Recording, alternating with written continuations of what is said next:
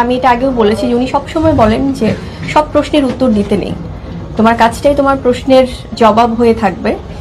এবং অনেক কিছু অনেকে হয়তো বা অনেক সেটা জেলাসি থেকে হোক, সেটা তাদের হতাশা থেকে হোক, অনেক সময় অনেক কিছু বলবে, অনেক বাধা প্রতিবন্ধকতা সামনে আসবে। So just ignore. তুমি যদি ওগুলো জবাবই দিতে থাকো তাহলে কাজটা কখন করবে? এগুলো একদম মাথায় নিও না। তুমি কি জানো, তোমার অবস্থান তুমি জানো। পরিবারটা কেমন জায়গায় নিয়ে যাচ্ছে, ব্যক্তি জায়গাটা থাকছে না। সে একদম এগুলো আমাকে বলে যে তুমি এগুলো একদম মাথায় নিও না, তুমি কি জানো, তোমার অবস্থান তুমি জানো। তো এইটুকু জানো, তো এই জন্যই আমি চুপ থাকতে অনেক বেশি উৎসাহিত বোধ করি, যার জন্য আমার প্রতিপক্ষ কিছু বলা বা করা দরকার হয়ে পড়ে বলে মনে হয় না। আমার আয় কোনো কাজে না, এই বাড়িটা ফাঁকা যাবে, নো, কোনোভাবে ফাঁকা যেতে দিব না।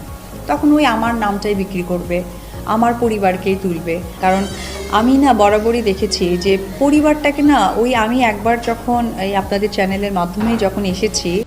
চলো একটা প্রশ্ন দিয়ে শুরু করি। অপু বিশ্বাস আর বুবলি একে অপরকে কুচা না মেরে কি একদিনও কথা বলতে পারেন না? একজন বলেন উনি বলেছেন এটা করো না, ওটা করো না, কিন্তু উনি কে, নাম নেই, পরিচয় নেই, শুধু ইঙ্গিত। আরেকজন বলেন ব্যক্তিগত বিষয় নিয়ে যদি সবসময় জবাব দিতে থাকি তাহলে নিজের কাজ কখন করব?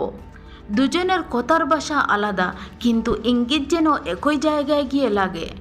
আবার দুজনেই বলেন শাকিব খান আমাকে বলেছে। এই কথা শুনে দর্শক হিসাবে আমরা একটু থমকে যাই।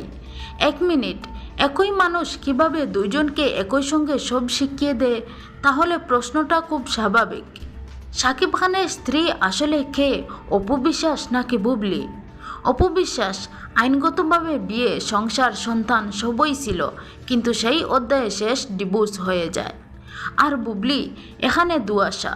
কেউ বলেন অবহিত সম্পর্ক, কেউ বলেন কিছুই না, আবার কেউ বলেন সবই আছে, শুধু বলা নেই।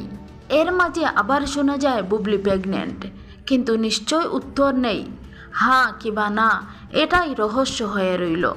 তারপর আবার শোনা যায় শাকিব খান এটা বলেছে, ওটা শিখিয়ে দিয়েছে, এভাবেই চলতে বলেছে। তাহলে দর্শক হিসাবে আমরা কি বুঝবো? একই গল্পের দুই ভার্সন, নাকি দুই গল্পের এক নায়ক? সবচেয়ে মজার ব্যাপারটা কি জানেন? এই দুই কাহিনী এত বছর ধরে চলছে, কিন্তু কখনো কোনো পরিষ্কার শেষ নেই। আমরা শুধু অপেক্ষা করি কবে একদিন এই গল্পটা কোচা ছাড়া, ইঙ্গিত ছাড়া খোলামেলা স্পষ্টভাবে শোনা যাবে।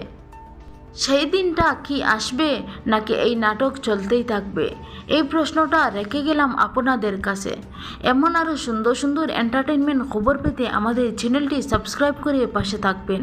ধন্যবাদ। এবং আমার মনে হচ্ছিল যে আমি প্রত্যেকটা দিন শুটিংয়ে যাওয়ার আগে মানে আমার নিঃশ্বাস বন্ধ হয়ে আসতো। কেন আসতো সেটা আমি হয়তো ইন ডিটেলস বলতে পারছি না। তো এই যে এত স্ট্রাগলিংয়ের মধ্যে দিয়ে একটা শুটিং হয়েছে।